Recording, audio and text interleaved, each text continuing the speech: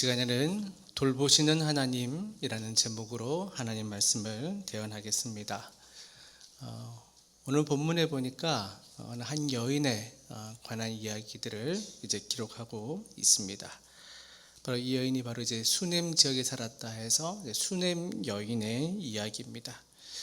원래 이 여인은 하나님의 종인 그 엘리사를 극신히 환대했습니다.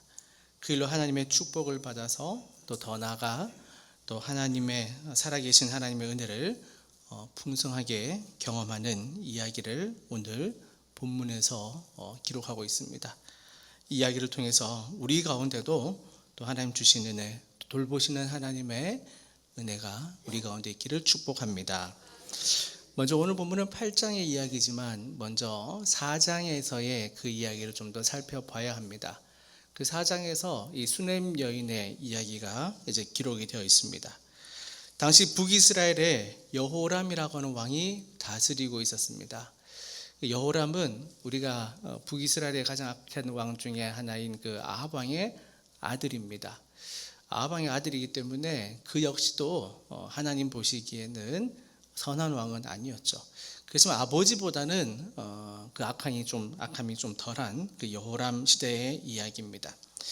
자, 그 수넴 여인은 그 시대의 부유한 가정이었고, 또한 엘리사가 그 지역을 지날 때마다 자기 집으로 초대해서 음식을 대접했습니다. 그러니까 이 수넴 여인은 그 엘리사가 하나님의 선지자라는 것을 알아보고 또 이제 남편과 상의해서 그 자신의 집에 그 엘리사가 편히 쉴 수 있도록 또 방도 하나 마련해 주었습니다. 자, 그래서 엘리사가 사역하는데 많은 필요한 것들 또 편의를 제공해 준 아주 그 순수한 마음을 가지고 도와주었습니다. 자, 그래서 한 번은 엘리사가 그 수넴 여인의 그 형편을 이제 들어보고 내가 그녀에게 도와줄 것이 무엇이 있겠느냐 이렇게 물었을 때 그 여인은 저는 딴 거 필요 없습니다. 그저 이 나라에 사는 백성 중에 거주하기 때문에 그지 필요한 게 없습니다. 그렇지만 엘리사는 그 자신의 종 그 게하시를 통해 가지고 이 여인에게 아들이 없다는 것, 또 그 남편이 많이 나이가 들었다라는 사실을 이제 게하시를 통해서 알게 됩니다. 자, 그래서 엘리사는 그 여인을 불러서 이렇게 이야기해요. 내년 임박때쯤에 되면은 내가 아들을 낳을 것이다 이렇게 예언해요. 자, 그 예언대로 열왕기하 4장 17절에서 말하는 게 여인이 과연 잉태하여 한 해가 지나 이때쯤 엘리사가 여인에게 말한데도 아들을 낳았더라. 이렇게 엘리사가 말한 대로 이제 그 여인에게 아들을 낳게 되었습니다. 자, 그런데 어느 날 이제 그 수넴 여인의 그 아들이 이제 어느 정도 컸을 때 그 아이가 이제 아버지를 따라서 밭에 나갔다가 갑자기 머리가 아파 쓰러지고 맙니다. 결국 이제 그 아이 이제 엘리사가 축복한 대로 낳은 그 아이가 그 수넴 여인의 품에 안겨 죽고 말았던 거예요. 얼마나 슬프겠습니까? 그 큰 슬픔에 잠긴 수넴 여인은 다시금 그 갈멜산에 있는 엘리사를 찾아갑니다. 그리고 엘리사 발 앞에 엎드려서 정말 그 통곡하며 자신의 아들의 그 죽음을 알렸던 거죠. 그 자신의 그 아픔, 자신의 힘든 일을 알렸죠. 자, 그래서 엘리사는 그 종 게하시를 먼저 보낸 후에 자신도 그 수넴 여인의 집에 찾아갑니다.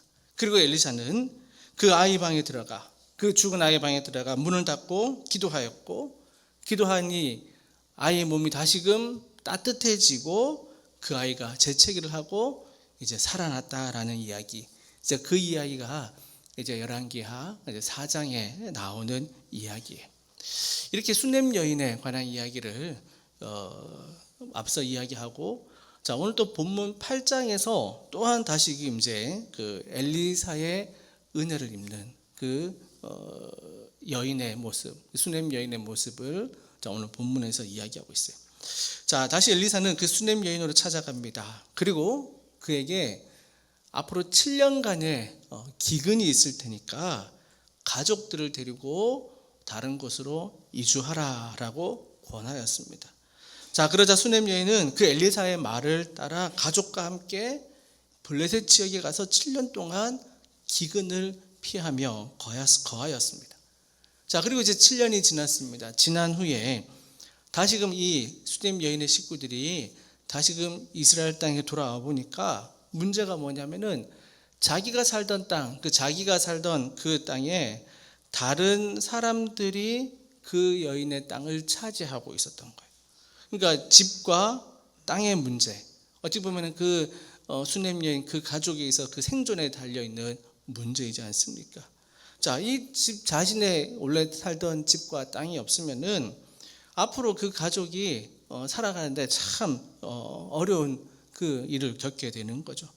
할 수 없이 이 여인이 그 문제를 가지고 이제 왕에게 호소하러 나갔을 때 마침 그 엘리사의 종인 게하시가 그 왕과 대화하는 그 상황이 펼쳐지게 되는 거예요.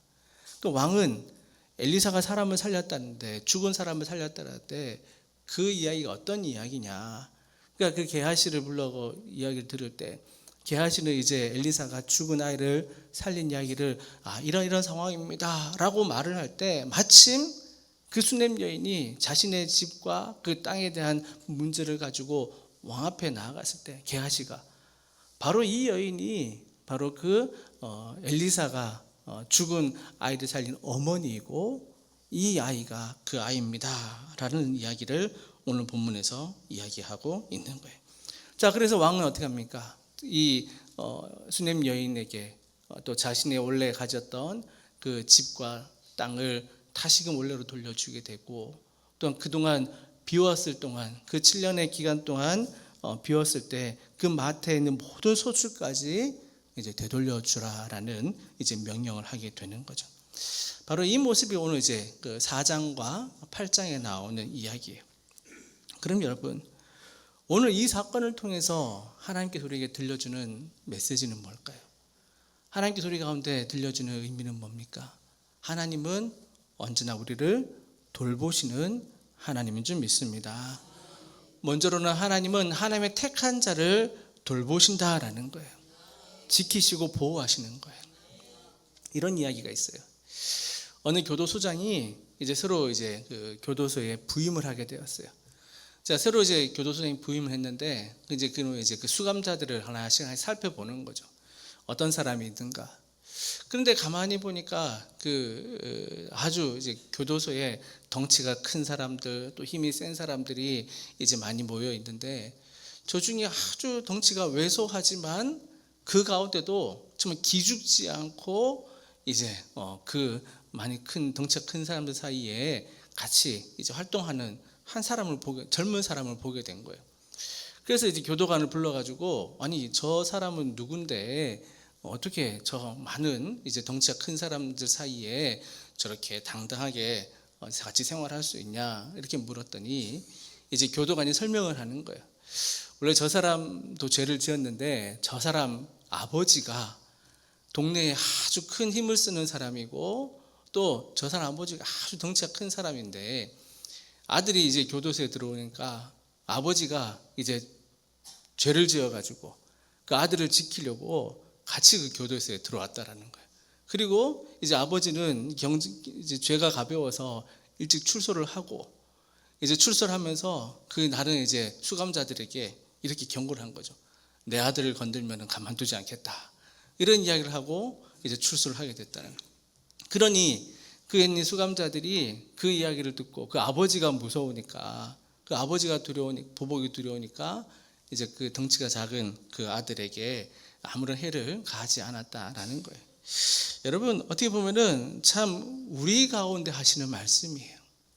하나님은 죄 가운데 있는 우리들을 돌보시고 지키시는 분이에요. 이 세상의 죄악된 가운데 정말 사탄과 마귀가 우리를 쓰러뜨리려고 하고 유혹하고 넘어뜨리려고 하는 가운데 하나님께서 독생자들을 이 땅 가운데 보내셔서 우리를 지키시고 돌보신 줄 믿습니다. 그러니까 하나님께서는 예수 그리스도를 세상이라고 하는 이 감옥 가운데 보내셔서 우리를 지키시고 돌보신다라는 거예요. 그러니까 여러분, 하나님께서는 자신을 사랑하는 믿음의 사람을 언제까지나 지키시는 분이에요. 그래서 시편 17편 8절에서는 이런 말씀이 있죠. 나를 눈동자같이 지키시고 주의 날개 그늘 아래에 감추사. 여러분, 이거는 다윗의 고백입니다. 다윗이 하나님께 자신을 지켜달라라고 간구하는 그 간구의 호소예요. 근데 어떻게 이야기해요? 나를 눈동자같이 지키시고 주의 날개 그늘 아래 감추사. 먼저 뭐라고 이야기합니까? 눈동자같이 지키사. 여러분, 우리 몸이 1000양이면 눈은 몇 양이에요? 900양이라는 이야기 있잖아요. 여러분, 그만큼 사람 몸에 있어서 눈이라는 게 참 소중한 부분이에요. 그 눈동자를 보호하기 위해서 우리 눈꺼풀은 지금도 쉼없이 깜빡이고 있어요. 작은 티끌 하나 들어가지 않도록 우리 눈동자를 이제 눈꺼풀이 지키는 거예요. 또 뭡니까? 주의 날개 그늘 아래 감춘다 이야기하고 있어요. 마치 어미새가 자신의 새끼를 날개 품 아래 품어서 그 위험 가운데 보호하듯이 우리를 어떤 해악에서도 어떤 위험에서도 완벽하게 보호하시는 그것을 비유적으로 표현하고 있지 않습니까? 사실 어떻습니까? 하나님께서는 우리를 눈동자같이 지켜주시고 그의 날개 아래 우리를 품어주실 줄 믿습니다. 그러니까 모세의 삶을 보면 그래요. 이 모세의 삶을 볼 때, 정말 하나님께서 그 모세의 120년의 삶을 정말 눈동자같이 지키시고 보호하셨잖아요. 그래서 모세가 신명기에서 이렇게 고백합니다. 신명기 32장 10절에서 여호와께서 그를 황무지에서 짐승이 부르짖는 광야에서 만나시고 호위하시며 보호하시며 자기의 눈동자같이 지키셨도다 하죠. 모세가 노래하는 게 이거예요. 정말 이 백성을, 또한 모세와 함께하는 그 백성을 보호하시고 호위하시고 눈동자같이 지키셨다. 그의 그 삶에 있어서, 광야 40년의 삶에 있어서 하나님께서 도우셨다라는 거 아닙니까? 우리가 알다시피 모세는 어떤 환경에 태어났습니까? 모세는 갓난아기 시절부터 정말 그의 목숨이 위태로운 상황이었어요. 그렇지만 하나님께서 그를 눈동자같이 지켜주셨지 않습니까? 모세가 태어날 때 당시 애굽 땅에서 이스라엘 백성들의 수가 엄청나게 불어나니까 애굽의 바로왕은 어떤 정책을 펴니까? 자, 애굽 바로왕은 그 유대인의 그 번성함을 막기 위해서 그 인구를 줄이기 위해서 아주 잔혹한 정책을 폈습니다. 첫 번째로는 그 이스라엘 백성들을 노예 취급했던 거예요. 이스라엘 백성들의 수가 늘어나니까 백성들을 다 노예로 삼았습니다. 두 번째로는 산파가 이제 아이를 낳는 것을 받으러 갔을 때 딸아이면 살려두고 남자아이면 죽이게 했던 거예요. 그러니까 남자아이는 더 이상 살 수가 없는 상황이었어요. 세 번째는 뭡니까? 그 남자아이는 나일강에 버려야 되는 그 정책을 펼쳤다라는 거예요. 그러니까 바로가 그 유대인들, 이스라엘 백성들을 정말 아이들의 남자아이들이 더 이상 태어나지 않도록 막았다라는 거예요. 그런데 여러분, 이 모세가 태어났을 때 정말 그 어머니가 그 아이를 나일강에 버릴 수 있었을까요? 버리지 못했어요. 자, 그 아이가 어렸을 때 그래도 몇 달 동안 숨길 수 있었지만 아이가 점점 크니까 더 이상 숨길 수 없었어요. 그래서 모세 어머니 요게벳은 갈대 상자를 만들지 않습니까? 갈대 상자 역청을 발라 이제 바구니를 만들어서 그 바구니에 모세를 넣고 물에 띄어 보냅니다. 그런데 여러분, 하나님은 정말 아주 정확한 시간, 그 기가 막힌 그 순간에 바로의 딸이 나일강에 목욕하러 내려와서 그 갈대 상자 안에 있는 아이, 그 모세를 발견하게 돼요. 이 아이가 그 유대인이라는 것을 알고 있음에도 이 바로의 딸은 그 아이를 자기의 아들로 키우게 되는 거예요. 근데 여러분, 여기서 더 놀란 건 뭡니까? 그때 그 모세의 어머니의 명령에 따라서 그 모세의 누인 미리암이 그 모습을 다 지켜보고 있다가 그 바로의 공주에게 다가가지 않습니까? 제가 히브리 여인 중에 유모를 불려다가 이 아이를 위하여 젖을 먹이게 하면 어떨까요? 누구를 말합니까? 바로 그 모세의 그 친어머니를 소개하고 있는 거예요. 공주는 흔쾌히 오케이 했습니다. 그리고 미리암이 모세를 돌보고 그의 어머니 요게벳은 이제 모세의 유모가 되어서 모세를 키우게 되는 거예요. 여러분 참 놀랍지 않습니까? 이처럼 하나님의 역사는 이런 거예요. 또한 뿐만이 아니라 그 아이가 자라나서 그 왕궁에서 또 애굽의 왕자로서 또 살아가게 되지만 또한 하나님께서는 그를 40년의 또 광야 생활 가운데 그 백성들을 이끌어 나갈 준비를 시키시고 또한 40년의 그 출애굽 과정 가운데 하나님께서 그들을 돌보셨다라는 거예요. 그게 그 모세의 고백이에요. 하나님께서 공급해 주시고 돌보셨다라는 거. 어떤 걸 돌보셨습니까? 먼저 광야는 먹을 것이 없는 것이었어요. 그 식량을 먹을 수 있도록 하나님께서 채워주지 않습니까? 하늘에서 만나를 내려주시고 메추라기를 내려주셨어요. 또한 광야에서 물을 주셨습니다. 반석에서 물이 솟아나게 하셨어요. 그들의 갈증을 해소시켰습니다. 뿐만 아니에요. 낮에는 구름 기둥으로 밤에는 불 기둥으로 그들을 돌보셨다라는 거 아닙니까? 그 약속을 이루셨어요. 뿐만이 아니에요. 그 신명기 29장에서 표현하기를 주께서 40년 동안 너희를 광야에서 인도하게 하셨거니와 너희 몸에 옷이 낡아지지 아니하였고 너희 발의 신이 헤어지지 아니하였으며. 여러분 뭡니까? 저 하나님께서 그들을 돌보시는 것, 하나님께서 그 모든 과정을 함께 하시는 것을 보게 되지 않습니까? 여러분 이와 같이 지금 우리가 살아가는 이 상황 가운데도 하나님의 돌보심의 은혜가 우리 가운데 있는 줄 믿습니다. 하나님은 우리의 목자 되십니다. 그냥 목자가 아니라 나에게 늘 부족함이 없도록 채워주시는 목자라는 거예요. 그러니까 다윗은 그것을 알기 때문에 시편 23편에서 여호와는 나의 목자시니 내게 부족함이 없으리로다 하지 않습니까? 여러분 이거는 그냥 단순한 시적인 어떤 표현이 아니라 이 다윗의 그 신앙의 경험에서 나오는 그의 고백인 거예요. 다윗은 자기가 양을 지키기 위해서 정말 사자와 곰과 싸웠던 것처럼 하나님이 나의 목자가 되어주셔서 나에게 부족함이 없도록 또 나를 돌보시는 분이다라는 것을 다윗이 고백하게 되는 것이죠. 사랑하는 여러분, 주님께서 언제나 우리를 돌보시고 함께하는 줄 믿습니다. 그러니 우리는 두려워할 필요가 없습니다. 우리의 삶에 불안한 것 때문에, 우리의 삶에 불안한 것, 우리의 상황 때문에 우리가 염려하지 않고 지금도 돌보시고 함께 하시는 은혜를 경험하는 저 여러분 되기를 주님의 이름으로 축원합니다. 자, 이처럼 하나님께서 오늘 돌보시는데 하나님께서는 또한 순종하는 자에게 복을 내리시는 하나님이에요. 자, 오늘 본문 1절에 봅니다. 본문 1절을 한번 같이 읽겠습니다. 1절입니다. 시작. 엘리사가 이전에 아들을 다시 살려준 여인에게 이르되 너는 일어나서 내 가족과 함께 거주할 만한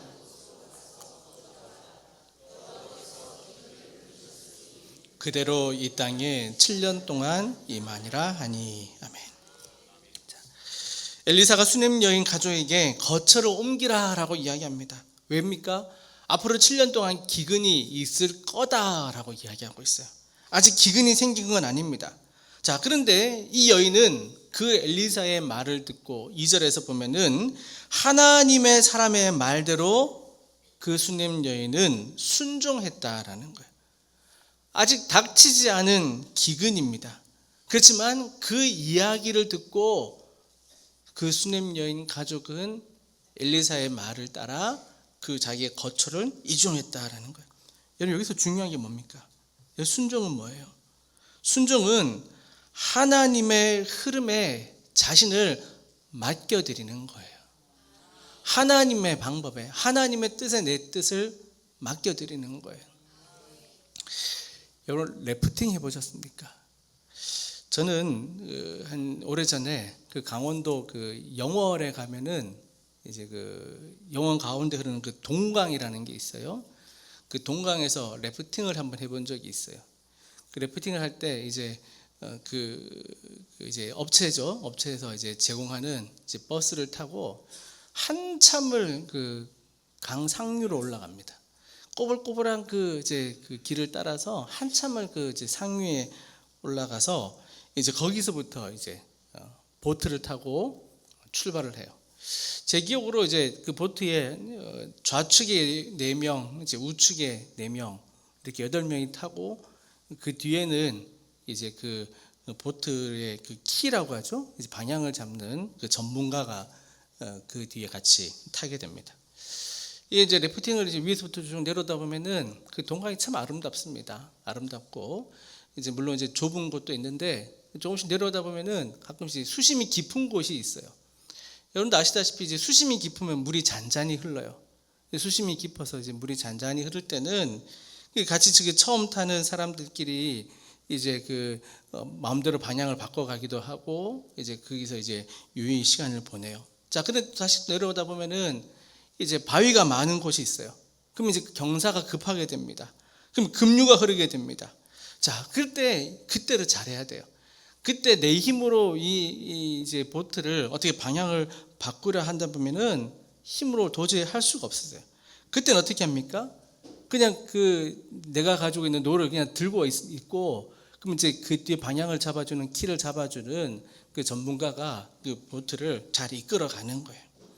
그러면은 그 보트를 이제 이끌어갈 때 마치 이거죠. 그 물살이 흐르는 대로 내버려 두는 거예요. 그러면 그 보트가 바위를 피하기도 하고 이제 물길 따라 안전하게 내려올 수 있게 됩니다. 여러분 마찬가지입니다. 우리는 모두 자신의 그 인생의 배를 우리의 방식대로 지휘하려고 합니다. 그러나 우리의 인생대로 지휘하다가 급류를 만나게 되면은 금방 탈진하고 맙니다. 스스로 뭔가를 하겠다 하는 태도보다 절대 주권자이신 하나님께 우리 모든 것을 맡기는 거예요. 하나님의 방식대로 또 하나님께서 하시도록 맡겨드리는 거예요. 여러분, 바로 순종이라는 것은 바로 여기에서부터 시작이 되는 거예요. 나를 사랑하신 하나님께 신뢰하고 그분의 흐름에 우리를 맡겨드리는 거예요. 그래서 여러분, 하나님께 순종하는 삶은 하나님께서 풍성하게 은혜를 채워주시는 건 아닙니까? 그 풍성한 생활이라는 것은 바로 하나님과 깊은 관계 속에서 주시는 은혜를 누리는 거예요. 요한복음 14장 21절 예수님께서 말씀합니다. 나의 계명을 지키는 자라야 나를 사랑하는 자니 나를 사랑하는 자는 내 아버지께 사랑을 받을 것이요 나도 그를 사랑하여 그에게 나를 나타내리라. 주의 계명을 지키고 순종하는 자에게는 주님과 깊은 관계 속에서 주의 사랑의 은혜를 누리는 것이에요. 또한 주님께 순종하면 풍성하게 누릴 은혜는 바로 기도의 응답을 누리는 것입니다. 요한일서 3장 22절에서 무엇인지 구하는 바를 그에게서 받나니 이는 우리가 그의 계명을 지키고 그 앞에서 기뻐하시는 것을 행함이라. 그러니까 사도 요한은 단순히 기도하며 응답받는다라는 원리를 떠나서 기도와 삶이 분리되지 않는 것, 즉 기도와 순종의 삶이 분리되지 않아서 하나님과의 관계 속에서 기도의 응답의 은혜를 누린다라고 사도 요한은 이야기하는 거예요. 다시 이제 오늘 본문 이제 수냄 여인 돌아가면 거죠. 그 수냄 여인에게 있어서 가족과 함께 거처로 옮기라라는 거예요. 앞으로 7년 동안 기근이 있을 것인데 거처로 옮기라. 아직 어떤 눈에 보이는 징조가 있는 것도 아닌데 재난이 시작된 것도 아닌데 이 엘리사의 이야기에 그 수냄 여인은 하나님의 사람의 말대로 움직였다라는 거예요. 아주 중요한 표현입니다. 상황을 보고 결정한 것이 아니라 말씀을 듣고 움직인 거예요. 계산을 하고 판단을 선택한 것이 아니라 믿음으로 순종하였다라는 거예요. 이건 마치 여러분 우리가 아브라함의 모습을 볼 때도 그렇지 않습니까? 하나님께서 아브라함 부르실 때 뭐라고 해요? 창세기 12장에서 여호와께서 아브라함에게 이르시되 너는 너의 고향과 친척 아버지의 집을 떠나 내가 내게 보여줄 땅으로 가라. 하나님께서 아브라함에게 어떠한 목적지를 알려주신 것이 아니었어요. 그럼에도 불구하고 아브라함은 그 말씀에 순종해왔어요. 그 순종이 결코 쉬운 게 아니었다라는 거예요.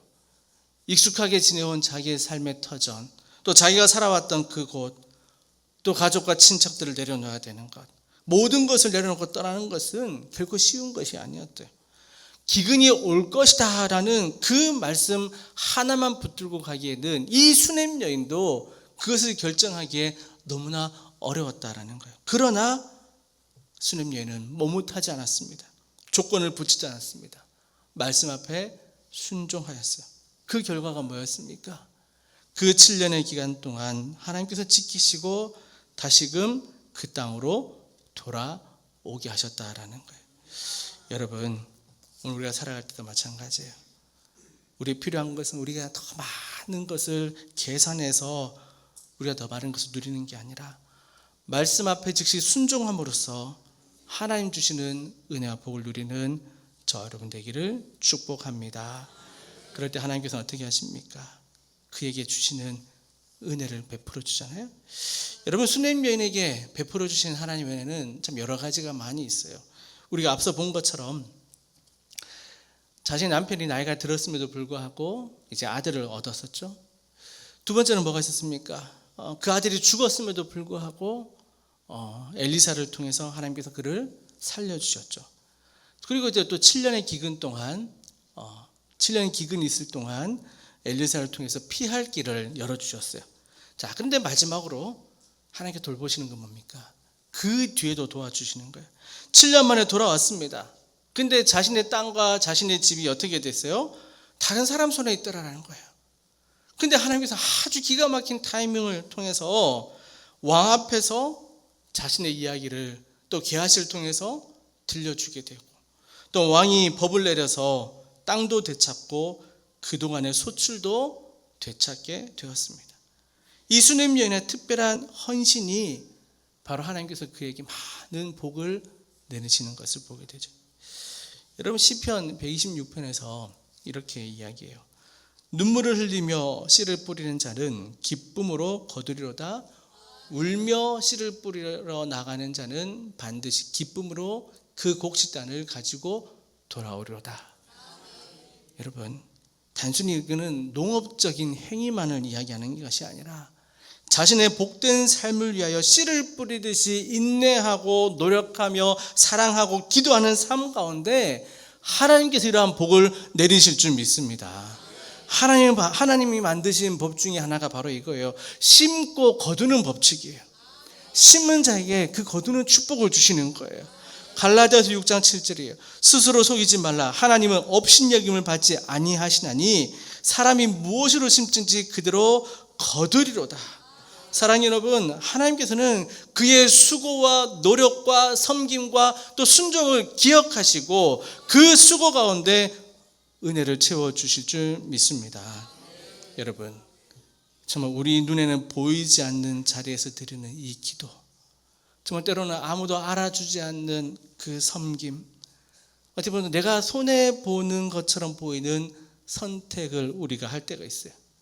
그 순간 아무도 알아보지 않고 그 순간 아무런 일이 일어나지 않는 것처럼 보일지라도 하나님은 알고 계시고 하나님은 기억하시는 분이에요. 하나님은 우리의 모든 삶을 그냥 지나치지 않은 줄 믿습니다. 좋은 것을 심으면 반드시 좋은 것이 난다는 게 우리를 돌보시는 하나님의 방법인 것입니다. 사랑하는 여러분, 오늘 분명 우리에게 약속하는 것이 있어요. 오늘 우리에게 수넴 여인을 통해서 그의 또한 재산과 또 그의 가정의 문제를 또 그가 정말 그 왕 앞에 내어놓고자 하는 마음으로 우리가 기도할 때 하나님께서 우리의 모든 형편을 아시고 또한 그 여인의 그 부르짖음과 그 여인의 호소 가운데 응답하시는 것처럼 오늘 우리 가운데도 하나님께서 역사해 주실 줄 믿습니다. 하나님은 택하신 자를 돌보시는 하나님이에요. 눈에 보이지 않는 순간에도 우리가 알지 못하는 시간에도 하나님은 우리를 지키시는 줄 믿습니다. 순종하는 자를 지키시고 또한 심은 대로 거두게 하시는 공의로운 하나님이십니다. 그러니 오늘 말씀을 붙들고 살아갈 때에 우리가 눈에 보이는 길을 따라갈 것이 아니라 그 하나님의 말씀에 따라 살아감으로써 또 우리가 우리 현실 가운데 낙심할 것이 아니라 주님의 은혜를 붙들고 살아갈 때 늘 우리를 돌보시는 하나님의 은혜를 경험하는 저와 여러분 되기를 주님의 이름으로 축원합니다.